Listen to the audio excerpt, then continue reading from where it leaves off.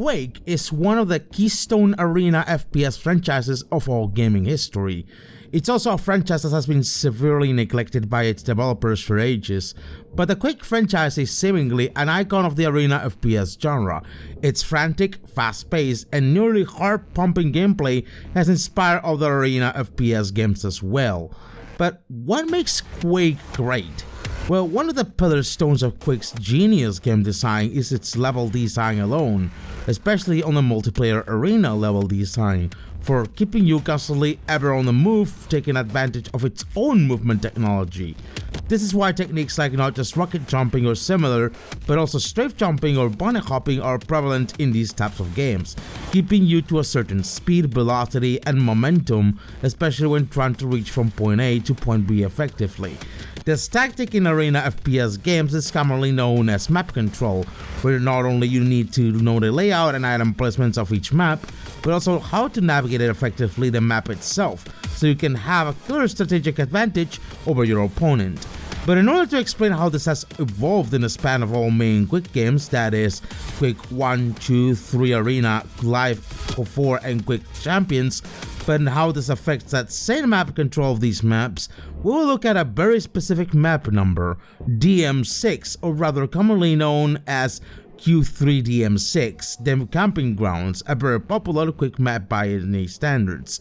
This very map has been immensely featured in common esports tournaments for Quake, and we'll use it as a benchmark to see how the game has evolved, how its audience has evolved, and how does it impact its strategic gameplay. But before any of that, I'd like to honestly preface this by saying that getting these games costs a good chunk of money out of my pocket. Good lord, Quake 4 took not just a sleepless night figuring out how to make it run properly on Windows 11, but also took nearly $20 out of my own money. And honestly, I wish I had more at our disposal. Usually I like to thank you for the immense support our most recent videos got in here. Surprisingly enough, it has led to a solid subscriber growth never seen in ages on this channel. I can't thank you enough for that. But you know what will we be better? If some of you went through the extra mile and pledged at least $5 a month at becomeagoon.today at the Goon Fund.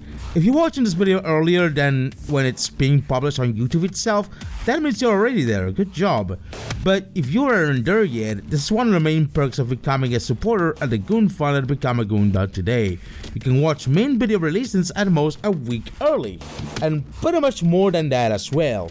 So if you want to go further and support the channel financially, because we don't usually like taking dodgy sponsorships or anything to keep the channel afloat, go to becomeagoon.today right now. Your continued support keeps the lights on for this channel. Alright, where was I? Ah yes, Quake.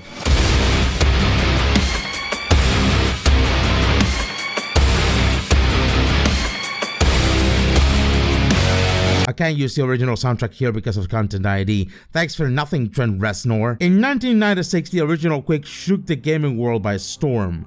And we're not supposed to call these games Doom clones anymore. They're now first-person shooters, unless it took a while to figure that out.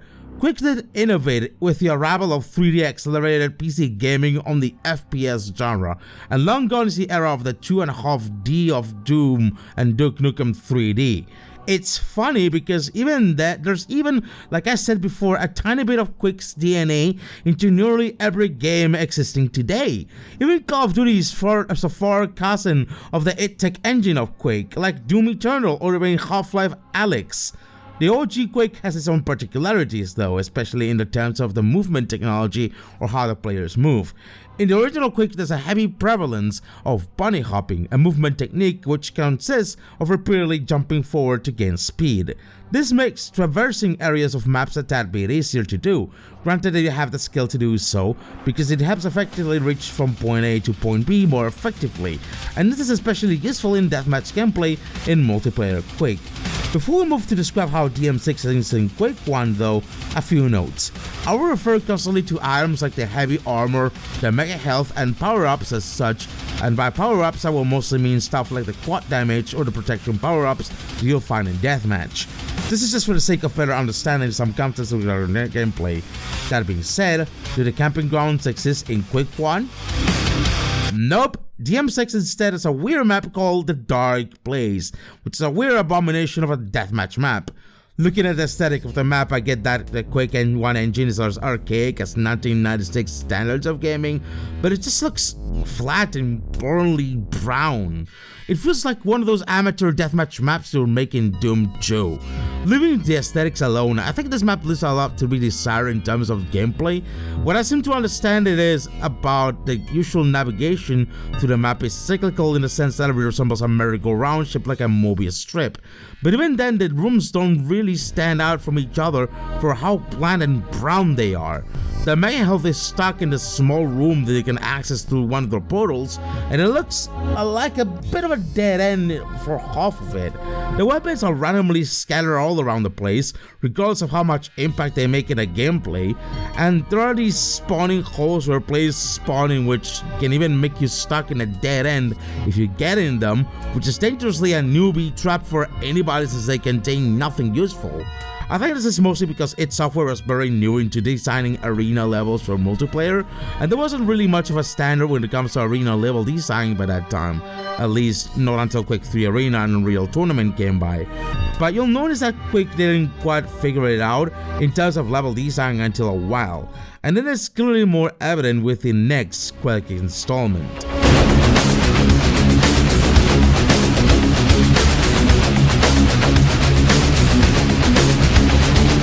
So by now you can start noticing patterns with these Quake games. The bunny hopping, for instance, has been sacrificed in Quake 2 for strafe jumping, and there was a lot of compromises in the sequel regarding the original. Rocket jumping, for instance, is more punishing in Quake 2. In fact, it is the most punishing rocket jumps in all of the Quake franchises by far. So it seemed like id Software did seem to initially discourage rocket jumping in Deathmatch on Quake 2. And we arrive at DM6 in Quake 2, or Q2 DM6 to be more precise. Will this be definitely the camping grounds? Nope, just a lava tomb. What a convenient name if it wasn't for my trauma with Claustrophobopoulos in Quake 1. This map is criminal. It's labyrinthic, most of it is covered by lava pits, and it is a way harder map to maneuver in than other Quake instances. I mean, at least in Quake 3's bottomless pits, you know you're gonna die, but here it teases you with the idea that you can get out of lava pits and survive, and I hate it. There's this wheel of doom where you can slip off if you don't jump off to catch the railgun or the grenade launcher and fall into lava. He spatly placed a set of stairs next to our narrow ledge for some reason, and even death traps everywhere, like the slope that constantly opens up and closes repeatedly, it seems. You set a little platform too. You can jump there if you're lucky enough to not land in lava and get in the hole and get the quad damage. Imagine how absurd that is for a newbie trap unless you know exactly how the map plays. You're either way bound to make a leap of faith if you fall into that trap and not land at a platform where to get the frigging quad damage. Similarly, the BFG is the most powerful weapon in the game, and to reach this BFG, the game tells you you gotta jump all those 3 platforms that sink into lava when stepped on. Well, look at this then.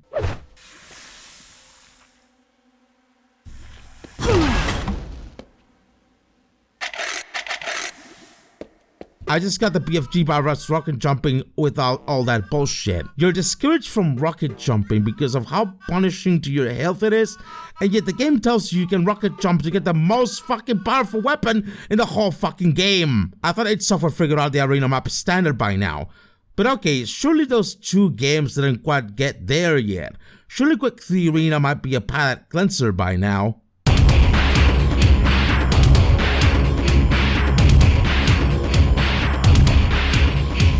At some point in Quake history, we settled ourselves that Quake 3 Arena was going to be the go-to standard for Quake tier arena FPS games. And I say this because finally we have Q3 DM6, the camping grounds. This map is the GOAT. It should be the standard going forward. It is the benchmark for everything I mean in this video, and the subsequent Quake games afterwards. For starters, Q3DM6's tech-gothic aesthetic sets it apart from the aesthetics of the previous two Quake games. It has distinctive aesthetics such as the satanic pentagram in the central hub, the torn banners in the hallways, or these little details like torn apart floors with static that indicate where the map items spawn. It's like what if Lovecraft had a baby with the author of I Have No Mouth and I Must Scream. He's basically that type of thing, and it's pretty much a recurrent aesthetic theme in Quake 3 Arena. But how does the map play? Quite simple. This map and its subsequent variations, not just in Quake 3, but in following Quake games, has three main key areas where the main action occurs. The long hallway where the balcony with the railgun and the armor are, the central hub where either the quad damage or the mega health is located, and the platform hall where in the normal version of the map, the teleport item is located. You don't have to necessarily go in a merry-go-round all the time like in Quake 1, or get lost in a labyrinthic design like in Quake 2 anymore. Now, each location is distinctive, and you can branch from each location into a wider range of paths, at least if you know the map well enough. Notice how at least in deathmatch the quad damage is centered in the whole map, and you can easily maneuver yourself towards it from nearly any point of the map. If you want to get the quad damage from the room with the railgun balcony, for instance, you can either go through the short route here, or go up through the bridge to first get the rocket launcher to drop down here, or take the longer route, grab the armor, go downstairs, grab the shotgun, and then enter the central hub's pit. The map is more open-ended in that regard, and given to Quake 3's movement technology like strafe jumping or rocket jumping, you can go from one corner to the other relatively in any possible way. There's only one weird caveat though, and maybe this is a bit of a nitpick, but the heavy armor and the mega health are in the same platform hall, meaning that if you control this area very well, you can be very tanky. Although there's also quad damage in the central hub, so you have to balance that as well if you want the most advantage possible in free-for-all match. But that's not all. In my Quake extraordinaires, oh no. You know how usually like in events like QuakeCon and such there's a duel tournament where two players duel in maps like these? There's a very specific version of Q3DM6 that is adapted to this circumstance, balanced for such, and later translated into other Quake games as well similarly. Pro Q3DM6, the tourney version of Q3DM6. This time the heavy armor and the normal armor swap places, so the heavy armor is instead located in the railgun balcony long hallway, in front of the staircase that goes into the underground tunnels. And instead of quad damage, there's no quad damage, and the mega health is instead located in the central hub pit. There's a grenade launcher in the platform hall where the normal armor is, and also the lightning gun and plasma gun swap places too. This creates a more tense map control balance, whereas if you want to keep yourself tanky and dominate both the mega health and the heavy armor, you have to perfectly control the transversal between the long hallway and the central hub. And these two areas' vicinity contain the three main Quake 3 meta weapons: the rocket launcher, lightning gun, and the railgun. Of course, the caveat of this is that the platform hall where the normal armor is located is relegated to a lesser priority in terms of map control. But you can still rely on it sometimes if you want extra armor alongside the heavy armor, stacking them up, or you don't have a heavy armor and have to go for the normal armor instead. Take in mind, health without armor is pretty much subject to being an easily killable target, as if it's having armor without health. But because there's still things like armor absorption, and even some weapons can do still a lot of damage if not dodged appropriately. So being vigilant here in the central pit and the long hallway is key to surviving for the longest, in the case that you know how to dodge rockets and hit scan. This is why this version of Q3DM6, the Campgrounds, is a benchmark for the next Quake games to follow with this very map. And I draw the point of comparison here because, for one, the entries in the previous two Quake games are more of a mess, but also for two, this map has been translated to the Quake games afterwards, and it is a map that probably stands for the test of time in Quake.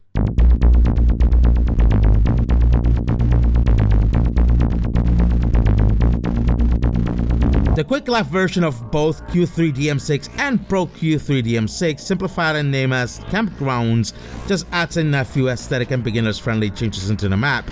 Other than that, the map plays fairly similar to its Quake 3 counterpart. Albeit the map feels slightly wider, but that's maybe because I have the FOV setting nearly all the way up. The giant pentagram in the central hub is replaced, for instance, by a giant Quake symbol, maybe not to piss off more evangelical Christians that much of something. And there are also these Quake Laugh billboards plastered all over the place in case you weren't aware you were playing Quake Laugh instead, you pedantic fuck. But also a few tweaks have been made to this Quake Laugh version. This is a removal of overbounce parts that were in Quake 3 Arena. The overbounce bug was a bug in Quake 3 Arena similar to strafe jumping that was probably taken advantage of by veteran players of the game. So maybe in an effort to make Quake Laugh simpler for beginners, they remove these spots entirely. There's also the addition of edges for making beginners have an easier time landing in their jumps apparently. There are no other changes apparently in this version of the map compared to its Quake 3 counterpart, as out of the more aesthetic and beginner-friendly changes that Quake Laugh presented. Perhaps these beginner-friendly changes are probably a step forward, a tendency in the future Quake games that will probably harm the brand for a tiny bit, and you'll see eventually what I mean.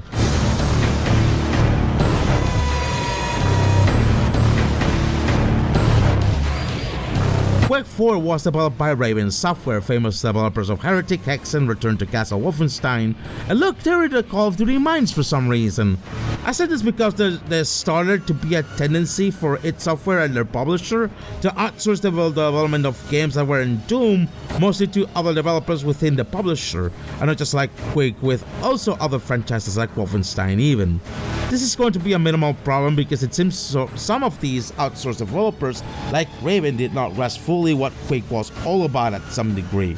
Playing Quake 4's Steam version was kind of a pain in the ass to run on Windows 11 because some tweaking I had to do with the configuration and all to make it run and not look like shit.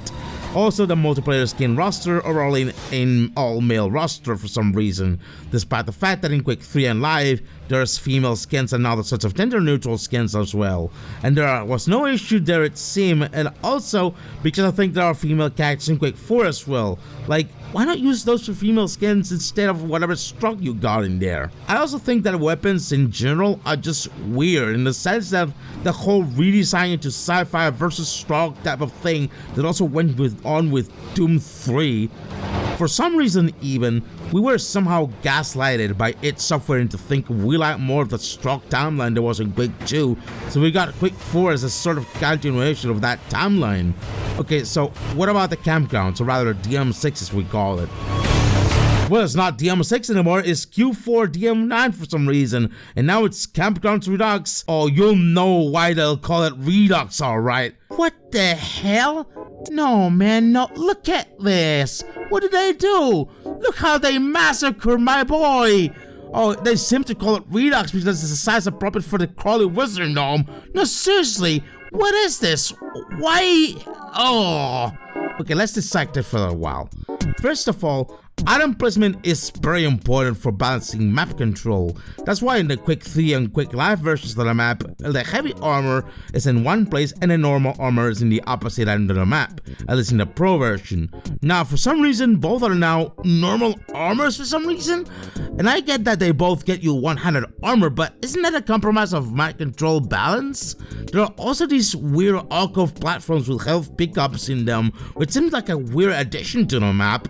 The whole aesthetic is drawn again in a sort of brownish generic sci-fi tone with desert and rocks that pales in comparison with the gothic aesthetic of Quake 3 and Live, and that is definitely not good. But one of the most criminal offenses of this map is how tight and cramped it feels. Now, they don't call it Redux for no reason, this feels miniature size. The long hallway is just shrunk entirely for no reason, and while the long hallway in Quake 3 was not obviously that big, this in Quake 4 is comparatively more tight and cramped than the Quake 3 and Live counterpart. The doorways between the central hub and the tunnels, for instance, just feel awkwardly cramped as well, and I believe the platform hall in Quake 3 was bigger than this. This generates a problem in maneuverability of the map, because most of the time you'll find yourself getting stuck and crashing into walls more than in other Quake games with the same map. Even though I can play with bots on Quake 4, thanks Raven for making me play alone in this game. But the biggest criminal offense in this map is also aesthetic. You know how in Quake 3's version there's a pentagram in the central hub or a huge Quake symbol in Quake Live? The aesthetic here is not just to make it look cool, but also indicate, at least in the deathmatch free-for-all version, that a really big power-up like the quad damage is there, and it spawns there. This distinction is important because it communicates to the player that a very important item just respawns there. It's basic game design. Now in Quake 4, this particular part of the map is nothing more than a nondescript platform, which is kinda indistinguishable from other item spawn points. No, this is like a rookie mistake made by my level designers. At least you could put on, like, I don't know, a strong emblem or something there, but this looks just so generic and bland, and doesn't particularly tell me an important item is spawning there. Is this a circular bland piece of concrete with 4 lights? Hell, the quad damage or the Mega Health in tournament version still doesn't spawning there. At least you could give me a visual indication. So the Quake version of Campgrounds Redux is absolutely criminal. Feels like a watered down version of Q3 DM6, and if I gotta be honest, at least the Lava Tomb in Quake 2 felt like it had more identity in it.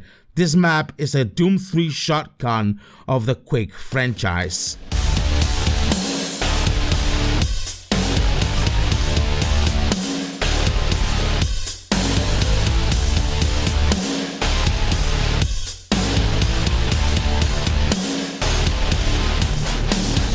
Quake Champions is a bit of a doozy. You can notice by now that the Quake franchise is pretty much a dying franchise, like the other Arena FPS games, relegated to somehow the minority of people who have played Quake since 1996 for some reason. Compared to Doom's franchise, especially very recently, Quake has gotten less love by id Software and Bethesda in the last years, so the important question arose: how do we make a Quake Arena FPS game that caters to the newer audiences, especially those who play Fortnite somehow, or at least those who play Overwatch? Well, the answer somehow was Quake Champions, which is a whole paradigm shift compared to other Quake games in the franchise. This one again was outsourced, this time to Saber Interactive, a reputable game developer, mind you. This means that the engine the game runs on is not id Tech. Instead, it is the Saber engine, which somehow tries to mimic a tiny bit of the id Tech engine for a tiny little bit. First of all, Quake Champions is a hero class arena FPS, so certain movement tech abilities like bunny hopping or in control are locked down behind like certain characters that you can even get with real money. For instance, bunny hopping is relegated to Soul-like for some reason, and air control is relegated to Anarchy because, get it, he has a hoverboard like in Quake 3. There are also active abilities like in Overwatch that heavily impact Quake Champions gameplay, like Range's teleportability, or Scalebearer's Bull Rush ability, or the TF2 Engineer turret, or Strock Speaker, or BJ Blazkowicz's Skunsa Kimbo. You get the idea. But there's also the fact that the game tries at least minimally to be console friendly, and these are factors to take in mind when analyzing this version of Q3 DM6, which is not called Campgrounds, it's now Blood Covenant. Oh, that's good for a death metal song made by Grandma. One of the glaring differences this version has compared to previous ones is a whole massive changes to the map's layout. For one, the platform hall is now 2 opposing big platforms, and one of them has portals to switch between the top and the bottom, aside of the bounce pad. They also added a second floor on top of the high ground around the central hub, which also connects to a long hallway and adds a second balcony next to the railgun balcony there. And third, and most importantly, a central hub pit is way smaller and more tight, although it has no items in the bottom, no quad damage or anything, nor a Mega Health. The Mega Health instead is located on a platform hall right at the opposite end, where now the quad damage and the power up is located. And the normal armor is now located in the tunnels, or what the game calls the catacombs. Even though the heavy armor remains in the same spot as it was the pro version of Q3 DM6 in Quake 3 or Quake Live, I don't exactly know why Saber Interactive, more importantly, did this. Probably it's a balancing oriented design choice, but this creates a glaring problem in terms of map control. Instead of being able to control the heavy armor and the Mega Health rooms one next to the other, now you got to traverse the whole length of the map to get both, which obviously takes longer to traverse.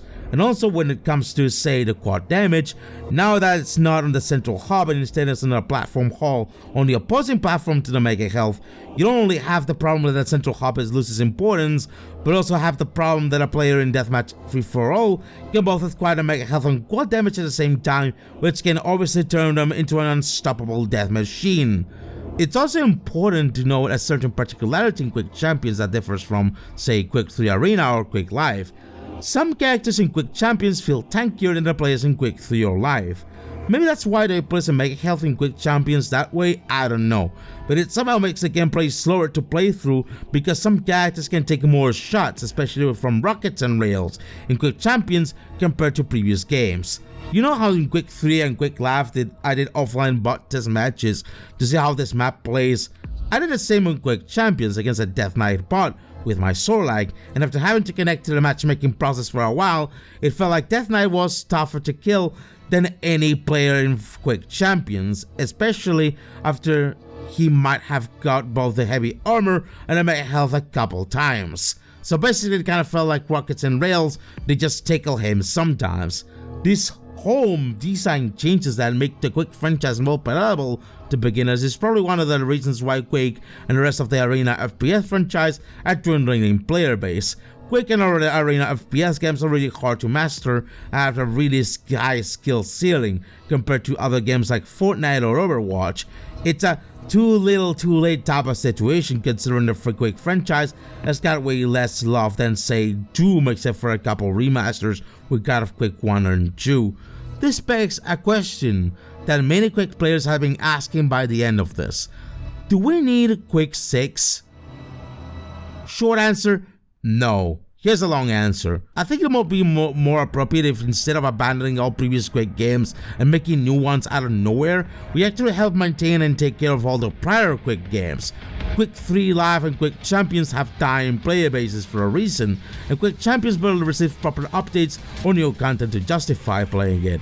There's also the fact that Quake Live, for instance, has little to no accessibility options not just for new learning players, but also for players with disabilities, because let's face it, trying to aim decently the railgun in this game, especially as a neurodivergent person, is an Herculean task.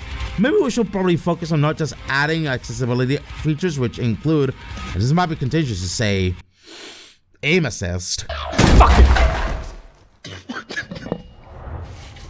I'm so sick and tired, man. Listen, Timmy. I'm telling you right now, I'm so sick and tired of this fucking cheesy ass aim assist crossplay. Which should not just be an optional feature, but also immensely helps people who cannot help themselves trying to aim properly and compete with normal players despite their physical limitations.